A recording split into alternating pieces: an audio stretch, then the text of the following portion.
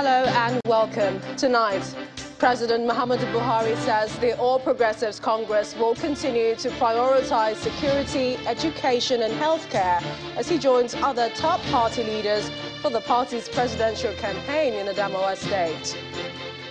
Labour Party deepens its grassroots mobilization strategy with the launch of a town hall app to innovatively rally its support base across the country. A clash between Yoruba Nation agitators and Nigeria police leaves one person dead in the Ojota area of Lagos State. On business news tonight, the Central Bank of Nigeria issues January 13th as deadline for the banks to stop dispensing old naira notes.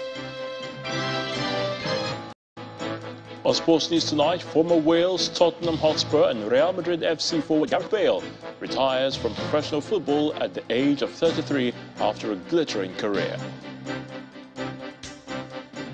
From Abuja, 6 victims regained their freedom almost 48 hours after they were kidnapped by suspected herdsmen at the Igweben train station in Edo State.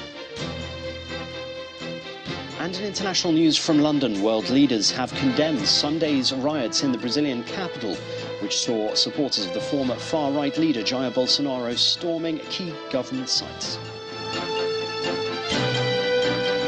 We begin with politics, and President Muhammadu Buhari is assuring Nigerians that the All Progressives Congress-led administration will continue to give priority to issues of security, education and healthcare in order to better the lives of Nigerians.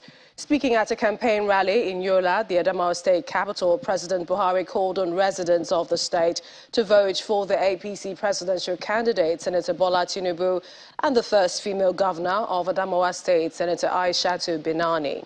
According to the president, the Tinubu-Shetima-led government, if elected, will build on the legacies of his administration by providing good governance to Nigerians.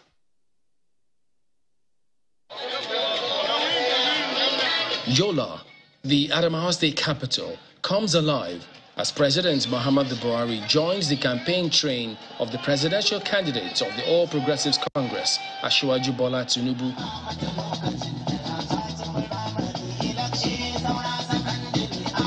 The APC presidential candidate, who is the reason for the rally, excites the crowd with his usual dance steps.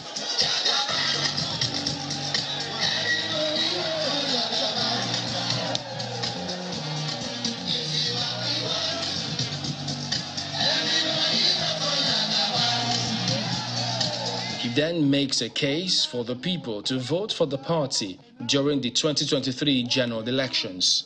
We will fight insecurity. We will defeat hunger. We will banish hunger. We will restore famine. Food storage will be there. Our women, my partner, I've worked so hard for all of you, for all of us. Nigeria is blessed. We have integrity in life. Leading the presidential candidates to the podium amidst cheers from the crowd, President Buhari appeals to the residents not to disappoint the party by voting for Asiwaju Bola Tinubu and the governorship candidate of the party, Senator Aishatu Binani, as the first female governor in Adamawa State.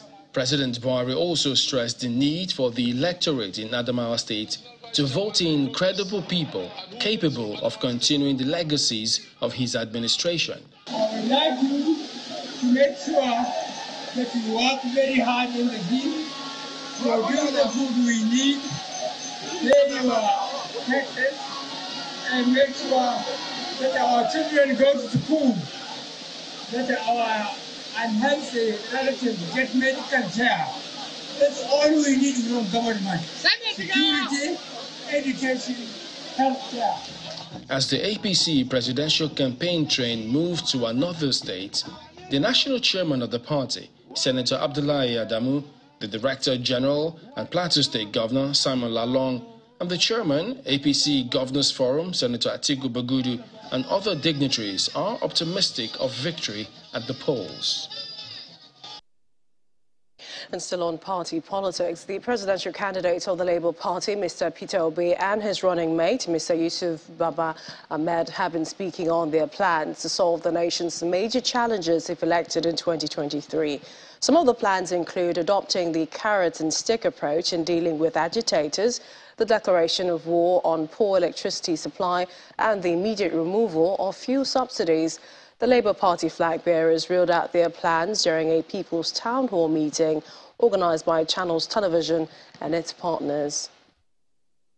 The third edition of Channels Television's People's Town Hall featured the presidential candidate of the Labour Party, Mr. Peter Obi, and his running mate, Mr. Yusuf Baba Ahmed. The audience cut across various pressure groups and associations, as well as civil society organizations. The candidate is accompanied by a large entourage of party loyalists. We're engaging the candidates of the Anchored by Channels Television's political editor, Sheung Okinbaloye, the conversation starts on an emotional note. You don't insult people's parents or their families. It doesn't happen. It's a huge price for anyone to pay. It's a bit emotional. Sorry about that.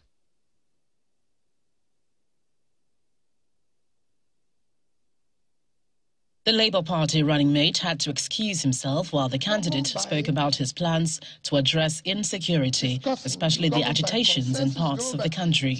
I will sit down and discuss with every agitator, without exception of them. We must use carrot and stick. I will discuss with those who want to change. I'm convinced that when they have reasons, you have to look at what is causing agitation today. When the now composed running mate returned, he spoke about the plan to combat corruption, especially in the area of public procurement. We lower the amount we're spending on everything for that particular quality and quantity. Be it roads. If we're spending 10 billion naira on 100 kilometers of road and it is 90% inflated, so you either give us 9 times that length of road at the same quality, or you give us back our 90%. They also highlight plans for the economy, improving electricity supply, ending fuel subsidy and borrowing plans, which is key for the administration if elected. So we're going to support the GENCOs who are existing, unbundle the transmission line, support the DISCOs to make sure that at least whatever is produced is wheeled and distributed accordingly. Which country will invest more in subsidy than education and health and even roads? It doesn't make sense. This is the annual budget of education is 2 trillion, annual budget of health is 1.5, road infrastructure 1, and subsidy half year is 3.6. Today with our debts, we need the money to be able to invest in a critical social development issues. Education, health and inclusion are also touched on during the conversation. Today, insurance coverage since 2005 is still less than 7%. What else are you going to do to improve this coverage? The 6-year budget for health, and between 2015 and 2021 is not up to 2.5 trillion. That is unacceptable for a country of 200 million people. Just like what we did in education. This is unacceptable.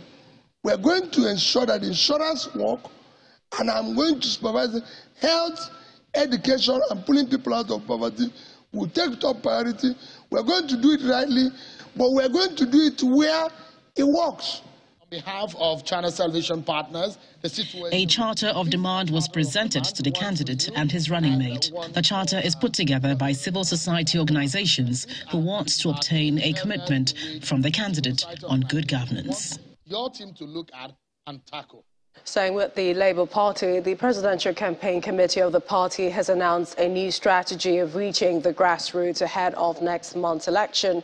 The leadership of the committee lists employment of technology as part of its ways of mobilizing more youth and other voters. Spokesperson of the committee was speaking at the launch of the Obedient Town Hall app in Lagos. What we have is actually what will make P2B to have a structure better than what the APC or PDP can ever boast about. Because this election is about the people, it's about the grassroots.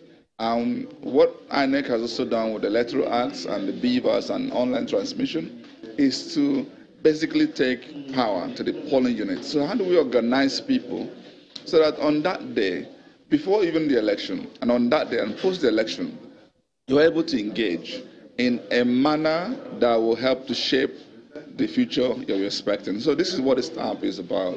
So it's going to help us to aggregate people, especially those who are in an online environment. And then you're also able to take activities offline and bring on board things like, I want to call a meeting in my polling unit. How do I call that meeting? Because people have already signed on, I put the ad there. And they'll message to other people who are not online. And that way, you can reach anybody at any point in time. And there's several other benefits, which is what we've spent time today talking about.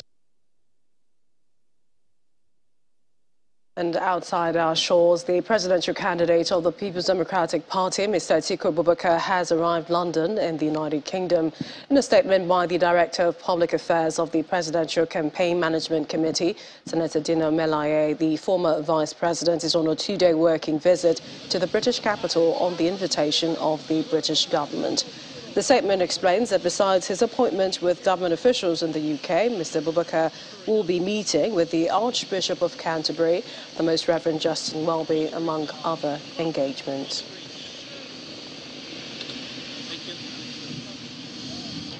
Back home, more reactions are still trailing the endorsement of the Labour Party candidate by former President Olusegun Obasanjo. The latest is coming from the Chief Whip of the Senate, Senator Orjiu's Okalu, who says in spite of the endorsement, the APC candidate stands a better chance of winning the election, given the party's performance in the last 8 years. He was speaking to our political correspondent, Terry Kumi. President Obasanjo is just being a hypocrite. Because, let me tell you, when he was president, Peter Odili, he stopped him. If he wanted an Igbo to be president, he could have put in Peter Odili. But he killed that dream because Igbo. I respect elders. He's an elder statesman of this country. But the elders should not be deceitful. You think he's being deceitful just by... Of course, yes. Are you a child? You should know that. Would you have had the same opinion if he had endorsed Asiwaju Bola Tinubu? Well, I might. It depends on the scenario. Depending on the scenario. The scenario is not the same. It can only take God's intervention for us not to win the election. Because one, we are larger in number, we are more practical, we are working. President Buhari has made best investment like the Niger Bridge. We had no Niger Bridge before.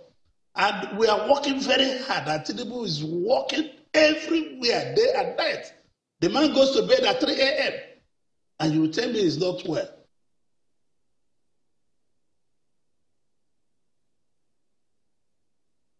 For the full interview, do watch Political Paradigm on Tuesday at noon and 11 p.m. only on Channels Television. In part two, after the break, 6 victims regained their freedom almost 48 hours after they were kidnapped by suspected herdsmen at the Igwebe train station in Edo State. That's in a moment. Please stay with us.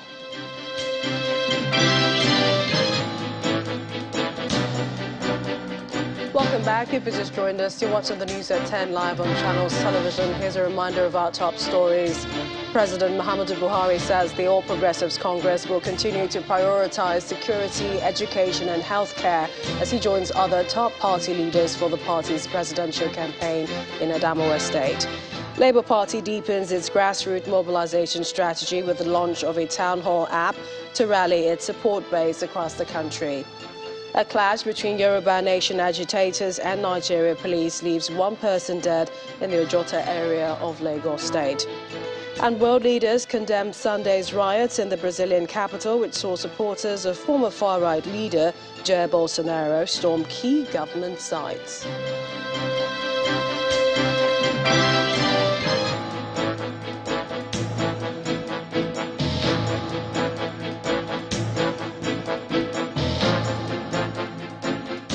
One person has been killed during a clash by Yoruba Nation agitators and the police in the Ojota area of Lagos. The incident was said to have caused panic as residents and commuters scampered for safety. It was gathered that a detachment of police personnel from the Rapid Response Squad, RRS, State Task Force and conventional divisional officers were mobilized to the scene to stop the gathering. Police spokesperson in Lagos, Mr. Benjamin Hundeyin, told Channels Television that the police came under attack by the group while they attempted to disperse them with tear gas, adding that 5 of their personnel were shot at by the agitators, with 1 policeman hurt. Mr. Hundeyin said a post-incident audit is ongoing on the matter. We're off to Abuja for more stories. Here's Gloria Mezoke standing by. Happy New Week, Gloria. Same to you, Millicent. Good to see you. We begin on a cheering note, as 6 persons, including a nursing mother and her baby, have so far been rescued from Saturday's attack on a train station at Igweben local government area of Edo State. Now, this is according to the State Commissioner for Communications and Orientation, Mr. Chris Nahakare, who also reassured families of the other victims that everybody held captive will be freed. The Commissioner added that the number of suspects in custody have now risen to 3 and appealed to residents to come up with useful information that could assist security agencies in their rescue operations. A section of Igweben town in Igweben local government area of Edo State 2 days after a kidnap incident at the railway station in the area. It's a market day that sees residents and traders tending to their business. A couple of them touch on the incident. I was not there, but they said they kidnapped people in train. But I don't know really what happened, but I didn't know the people. It's then now, I've not been able to do anything. Even today is our market day. There's no passenger. So I feed there. So they should try and help us get those people out of the bush. At the train station, security operatives from different agencies maintain their position around the facility, including the tracks. A train appears bearing staff of the Railway Corporation from the station in Agbo, a nearby town in Delta State. There's another set of arrivals shortly after. The Minister of State for Transportation leads this team, which receives a quick briefing from various officials on the ground.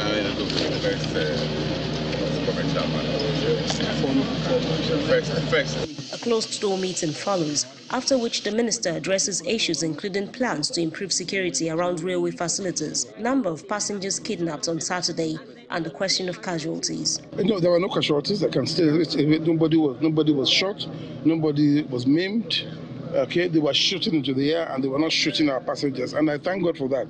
But let me assure you that whether the figure is 31 or the figure is 29, you know, these are security issues which we cannot all volunteer, but I can assure you that we know, we have an idea of those who are kidnapped, and we will, right now, they're on their trail. Yeah. The team also visits the traditional ruler of the community. We want to see you, this community, the entire Isholand, under your leadership, take proactive steps to ensure that federal government infrastructure within your localities is protected.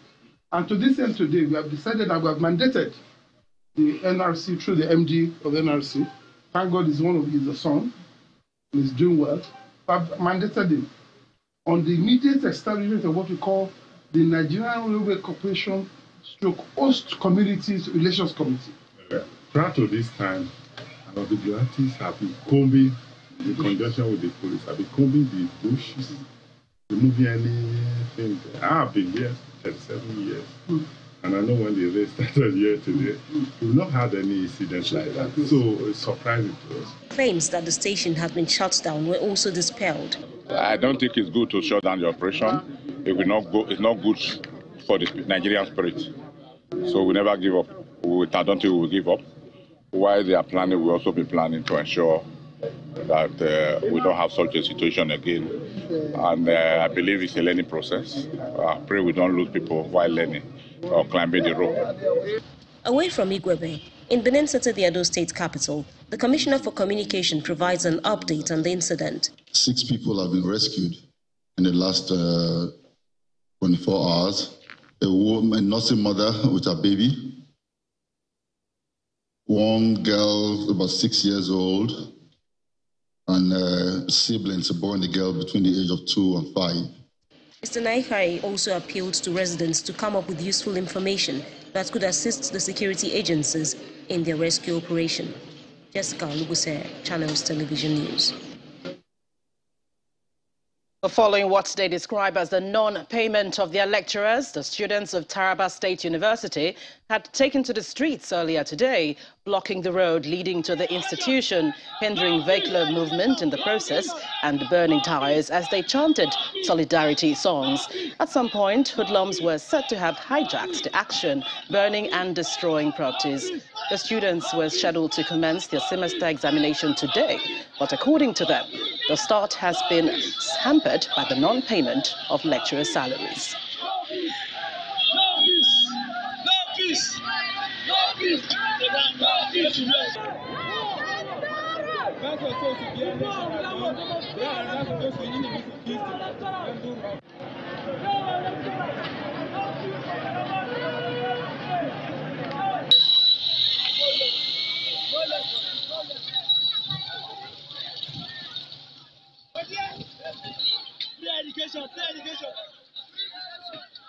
The President of the Court of Appeal, Justice Monica Dongban-Mensem, is threatening to sack and prosecute any judicial officer found compromising their duty at the election tribunals, explaining that there will be no room for corruption. She adds that investigations show the desire of most judicial officers to serve on the tribunals was for personal reasons and not for national interest.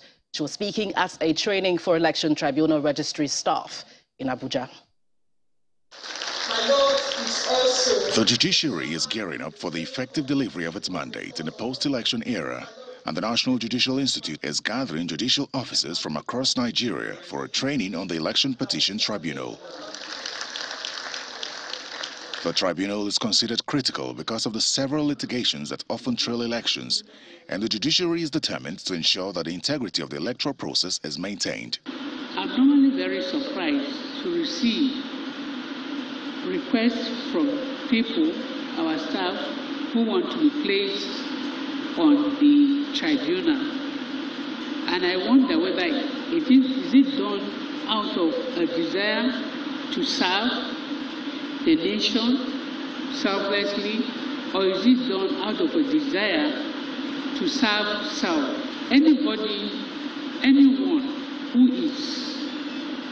who exhibits a tendency to compromise the interests of our nation for self is going to be pulled out. And I want to assure you, we're not just going to post you out.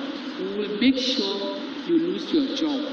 Registry staff are tasked with administrative responsibilities for the election petition tribunals, including receipt of petitions and preparation of court proceedings, among others.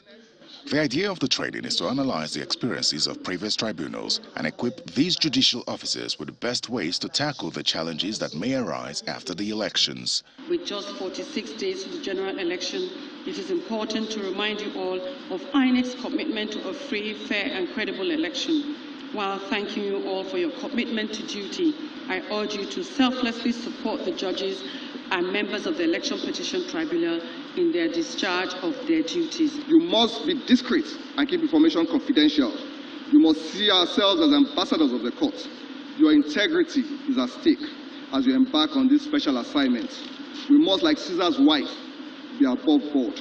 We must not let the court down, neither should we let our families down. For the next 2 days, these judicial officers are expected to be up to date with the requisite information that will ensure that they effectively deliver their mandate. The River State Governor, Mr. Nyesom Wike, is raising alarm over an alleged plan by politicians in the Niger Delta to squander the budget of the Niger Delta Development Commission, NDDC, on this year's general elections. Governor Wike says to materialize the grand plot to share the funds, the set of politicians are currently mounting pressure on the National Assembly to pass the Commission's budget of 500 billion naira. Governor Wike, who was speaking during the flag-off of the construction of Elele Internal Road in Rivers State, says he has directed the State Attorney General to prepare for legal action against the board of the Commission if the budget is misappropriated. It's about the 5th road project to be flagged off for construction by the Rivers State government this year. And Governor Nyesom Wike's latest port of call for the exercise is an ancient community in Ikwere local government area amid excitement and singing.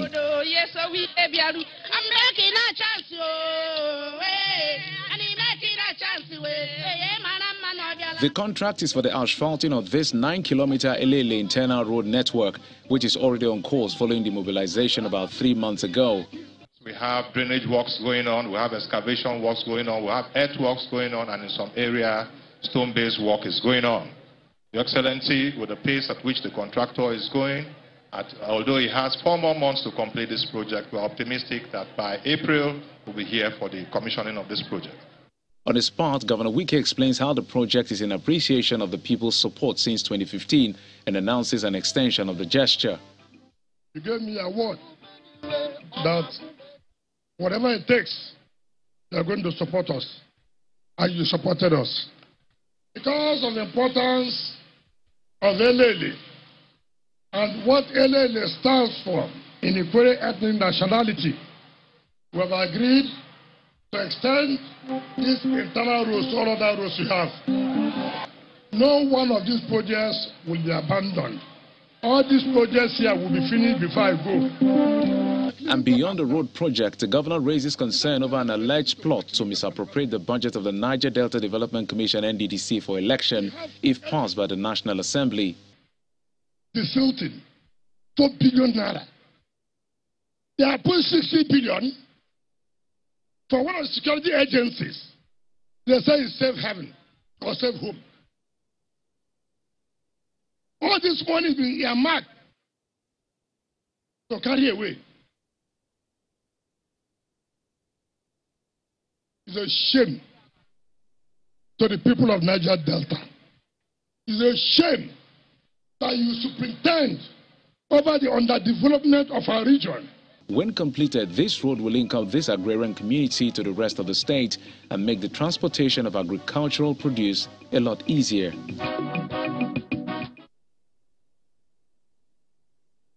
When the news at 10 returns, Central Bank of Nigeria issues January 13 deadline for banks to stop dispensing old Naira notes. Well, that's in business news. Do join us again.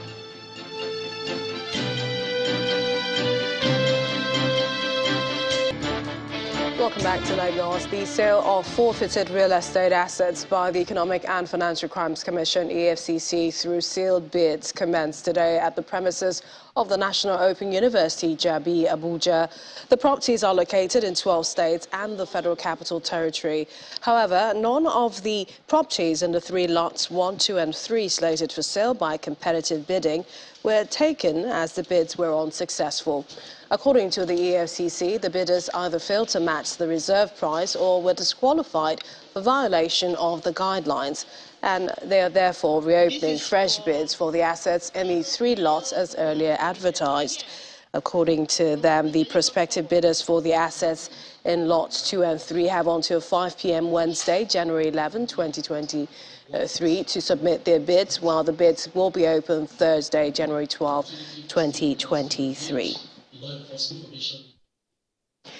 Here in Lagos, the state governor, Babajide Sanwo-Olu, says the state has taken delivery of 2 new train sets for the Blue Line rail project.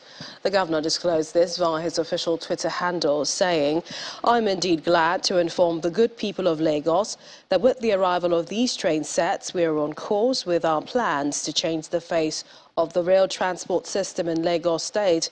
A greater Lagos is indeed rising." The Lagos State government announced in December that the infrastructure for the first phase, Lagos Rail Mass Transit Blue Line, was ready for operation and would convey about 200,000 passengers daily. To all the stories, the National Agency for Science and Engineering Infrastructure, NASENI, is planning to produce the first made-in-Nigeria helicopter before May 29, 2023. The Executive Vice Chairman of the agency, Professor Mohammed Haruna, made the disclosure during a courtesy visit to the new commander of the Air Force Institute of Technology in Kaduna State as part of arrangements for the takeover of Aeronautics and Air Vehicle Equipment Development Institute. However, Professor Haruna says that the border closure by the Chinese government due to the outbreak of COVID-19 has delayed Nigeria's manpower training in China for the proposed locally manufactured helicopter. The conception of the Made in Nigeria helicopter by the National Agency for Science and Engineering Infrastructure commenced in 2017 when the agency entered into a technical agreement with Denali Helicopter Company based in Belgium for the actualization of the project. The project was later expanded to include collaboration with the Air Force Institute of Technology and the subsequent establishment of the Aeronautics and Air Vehicle Equipment Development Institute, following the directive by President Muhammadu Buhari. We also have the Aeronautics and Air Vehicle Equipment Development Institute is one of the new initiatives of NASENI, which has the mandate to research and develop spare parts, components and systems of aeronautics and air vehicle technologies. It is mandated to produce both passenger and military aircraft through backward integration. The Executive Vice Chairman of NASENI is on a courtesy visit to the Commandant of Air Force Institute of Technology to inspect ongoing construction work at the agency's Automotive Supply Industrial Park project in Kaduna. On his part, the Commandant of the Air Force Institute of Technology, it's a sign of the time. Marshal Paul Demitola, says the presidential directive for the production of locally made helicopters is a task that both NASENI and the Institute must accomplish with all available resources at their disposal. And so you can count on our 110% cooperation going forward. We are going to continue to collaborate in every dimension, shape and form so we can have this thing put to birth. Because we are going to benefit as well, like you mentioned. With about 5 months to the end of the tenure of the present administration, the NASENI boss is optimistic that the production of locally made helicopter will come to reality. The intention is to ensure that all major vehicles, the common vehicles we use here, their spare parts should be available here. And the manufacturers of such vehicles should be able to have a location here and produce the spare part here. According to the NASENI boss, the first Made in Nigeria helicopter will unlock the opportunities in the nation's auto sector, as well as potentials in the manufacturing industry, including job creation and foreign exchange earning. And still on infrastructure development, perhaps some respite at last. The Port Harcourt refinery will begin production by the end of the first quarter of 2023. Well, that's according to the Group Chief Executive Officer of the Nigeria National Petroleum Company Limited, Mr. Mele Kyari, who says the facility will be able to refine 60,000 barrels of crude oil per day.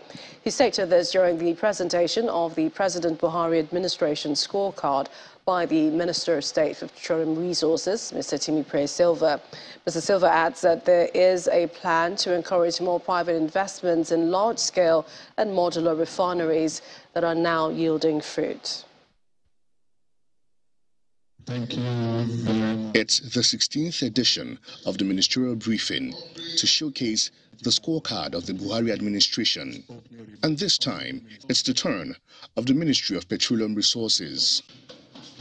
The Minister of Information and Culture, Mr. Lai Mohammed, starts the conversation by highlighting the landmark achievements of the administration and the sector. The Buhari administration is leaving a legacy of a petroleum sector that can serve the interests of the nation, signed to the Petroleum Industry Act, PIA 2021. This act, which came into being after Mr. President signed the PIB into law seeks to provide legal, governance, regulatory, and fiscal framework for the Nigerian petroleum industry. The ministry highlights major investments in the sector, including the plan to ensure that the Port Harcourt refinery is operational by the end of the first quarter of 2023. Nevertheless, the government is encouraging more private investments in building refineries in the country. It has also secured funding for the rehabilitation of the 3 existing refineries to ensure the nation's domestic refining capacity. The federal government had budgeted for fuel subsidies till June of 2023. However, when asked if there's any plan to extend the regime beyond that window, the minister believes it's a decision for all Nigerians to make. But we will get there.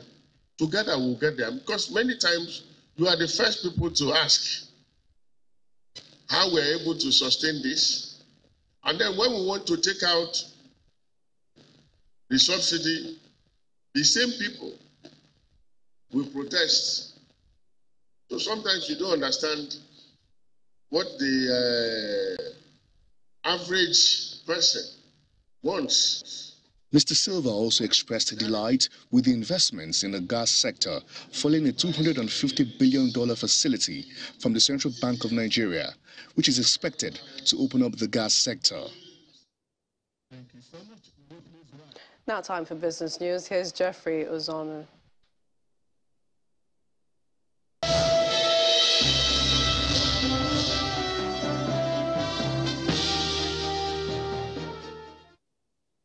Thanks, Millicent, and welcome to Business News. The Central Bank of Nigeria has asked all banks to stop dispensing the old Naira notes with effect from Friday, January the 13th. In a virtual press conference, the Director of Currency and Operations at the Apex Bank maintains that there will be no shift in the deadline for Nigerians to swap their old notes with the new ones. The Monetary Authority has set January the 31st as the deadline for the exchange of the old Naira notes.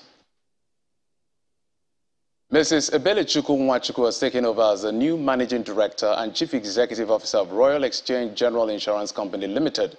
While announcing her appointment in Lagos today, the chairman of the company, Prince Ike Chioke, says her engagement becomes important due to her wealth of experience and knowledge of the insurance industry. Mrs. Nwachukwu becomes the first female managing director and CEO of the 16-year-old company. This is the first interaction that the Royal Exchange General Insurance Company Limited is having with the media in the new year 2023. The meeting is to introduce the company's new managing director. In addition to its reach across the world, the company's leadership says it has all that is needed for growth and to play competitively well in the Nigerian insurance space. Today I can proudly say that we have an established and enviable reputation as for technical competence and the financial muscle and depth to achieve whatever we seek to achieve. And today it is just to grow to enhance, continue pushing forward on growth and profitability for the company. You know, I think some of you would have been looking at me to see. Mrs. Ebelechukwu Nwachukwu is the company's first female chief executive. She appears ready for the task ahead of her. What we're going to do very quickly is try to automate our business and do a whole digital transformation. This might start with us moving our head office from where it currently is to a place where we can very easily be reached and generally transform our business from end to end. So how customers buy business to how they are serviced is something we're going to pay significant attention to.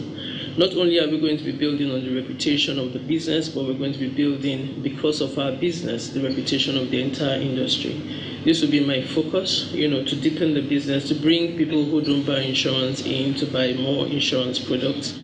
She has a schedule made and a game plan mapped out to delivering on her promise. We put a lot of companies back in business, a lot of individuals back on their feet. You know, as an industry, we pay a lot of claims.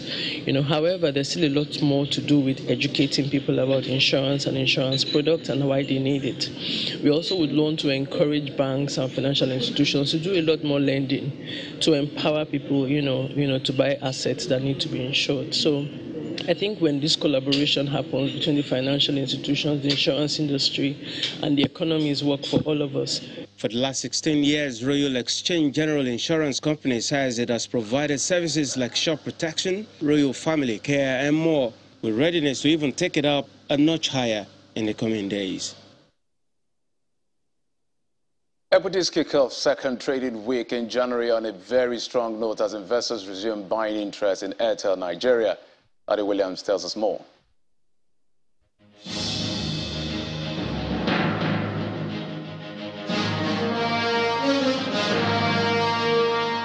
Hello and welcome to the Stock Market Report. And the local bourse starts the second week in January in the green. And with the all-share index at about 470 points there, closing at 51,693 points, up almost 1%. Market cap sits at 28.159 trillion naira. Let's look at the activity chart. We see it's just less value we're having today compared to Friday.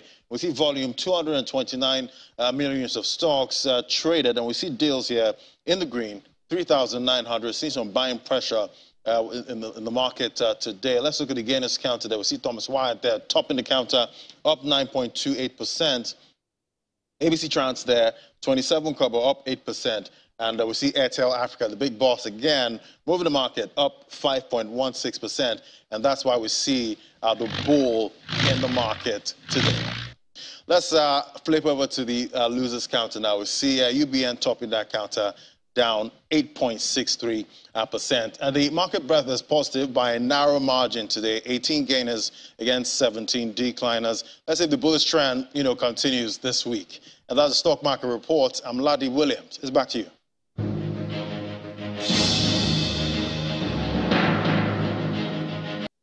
And that's it on Business News. I'm Jeffrey Ozong. It's back to you, Millicent, for the rest of the news at 10.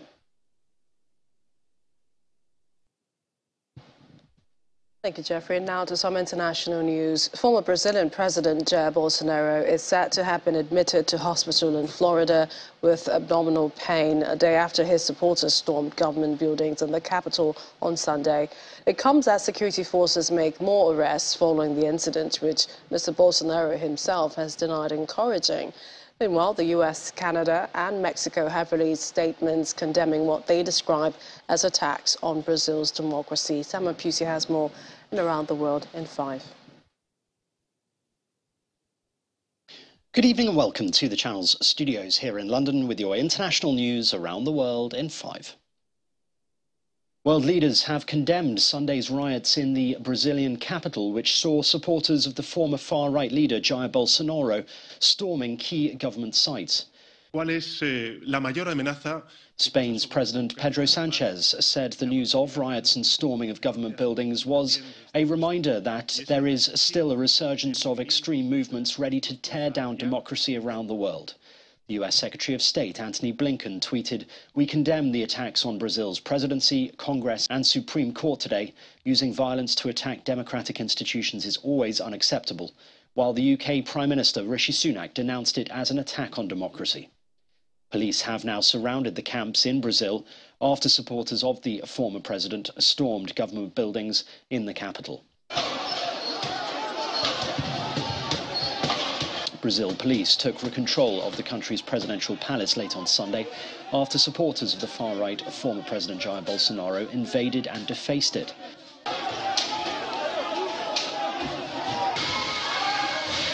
There were no immediate reports of deaths or injuries from their rampage, but the invaders left a trail of destruction, throwing furniture through the smashed windows of the Planalto Palace in Brasilia.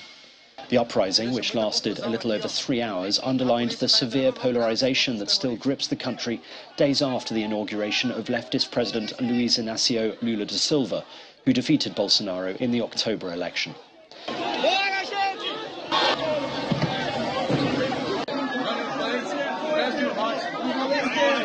There are likely to be recriminations for those involved, including for Leonardo Indio Bolsonaro, the former President Jair Bolsonaro's nephew, here taking a selfie at the scene of the riots. And analysts say there are parallels between these scenes and those in the American Capitol on January the 6th. Unfortunately, it's a story that's quite familiar, certainly to Americans. You have a quasi-authoritarian right-wing former president who doesn't accept an election result, in this case, Jair Bolsonaro, who actually fled Brazil a couple of days before the inauguration on January 1st of President Lula da Silva.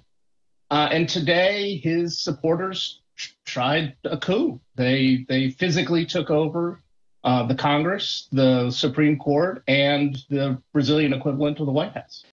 Brazilian President Luiz Inácio Lula da Silva has declared a federal security intervention in Brasilia after the so-called invasion. In a speech given hours after the riots, he said the federal intervention in Brasilia will last until January the 31st. Da Silva also complained about a lack of security in the capital, saying authorities had allowed fascists to wreak havoc. Parts of northern India are experiencing a severe, prolonged cold wave that has thrown normal life out of gear. Executive dense fog has delayed more than 100 flights and dozens of trains, causing chaos at airports and railway stations. Authorities in the capital, Delhi, have asked schools to extend winter holidays and cancel classes. Other northern states have also been grappling with an acute cold wave, with temperatures plummeting to -6 C in Indian-administered Kashmir. Goldman Sachs will begin laying off thousands of employees starting on Wednesday as deal-making dries up across Wall Street amid global market volatility. According to one of the sources, the layoffs were expected to total just over 3,000, though the final figure was yet to be set. Bloomberg reported on Sunday that the financial firm would slash around 3,200 positions. That's as it prepares for a tough economic environment in the year ahead. Goldman's had 49,100 employees at the end of the third quarter. And the largest floating international book fair has docked at Egypt's canal city of Port Said, attracting book lovers of all ages. Visitors to Logos Hope are offered a selection of around 5,000 different titles across a wide range of subjects, from science, sports, arts, medicine and novels in both Arabic and English. The crew consists of 3,300 volunteers from 60 different nationalities. The ship, which visited Egypt for the first time in 2010, chose Port Said as its first destination in 2023 and will stay there until the 23rd of January. And that's your international news around the world in 5. Now back to the Channel's studios in Lagos.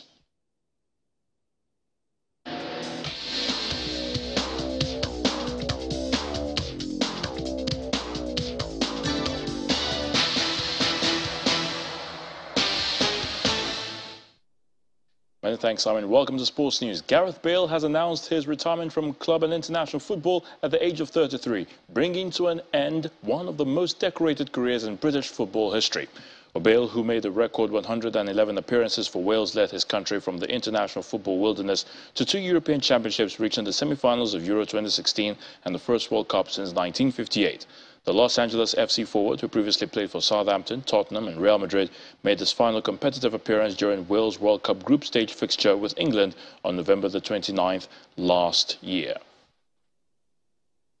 Cristiano Ronaldo will earn €200 million to promote Saudi Arabia's joint 2030 World Cup bid, in addition to his club salary of €200 million. The Portuguese superstar, unveiled to thousands of Al Nassr fans in Riyadh last week, is by far the most famous player to sign for a club in Saudi Arabia or any other Gulf country. The oil-rich kingdom, along with Egypt and Greece, is considering the bid to host World Football's 2030 Showpiece tournament, and Ronaldo's ambassadorial role will bring his reported earnings in the country to over €400 million. Meanwhile, Portugal have named former Belgium coach Roberto Martinez as their new manager, and the Spaniard says he would sit down with Cristiano Ronaldo to talk about his future in the team. Now, the 49-year-old replaces Fernando Santos, who had left his job after Portugal suffered a shock defeat by Morocco in the FIFA World Cup in Qatar. Martinez stepped down as Belgium coach following their World Cup group stage exit. He took them to #1 in the world rankings and 3rd place at the 2018 World Cup in Russia. And that's Sports News. I'm Ayotunde Balogun.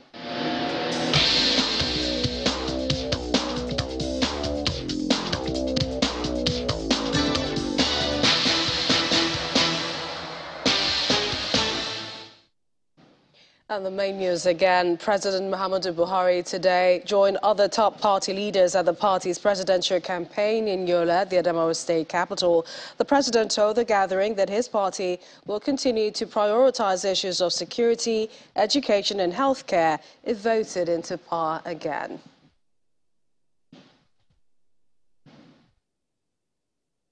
And that's the news at 10 to 9. Many thanks for watching. I'm Millicent Walker. Have a good night and stay safe.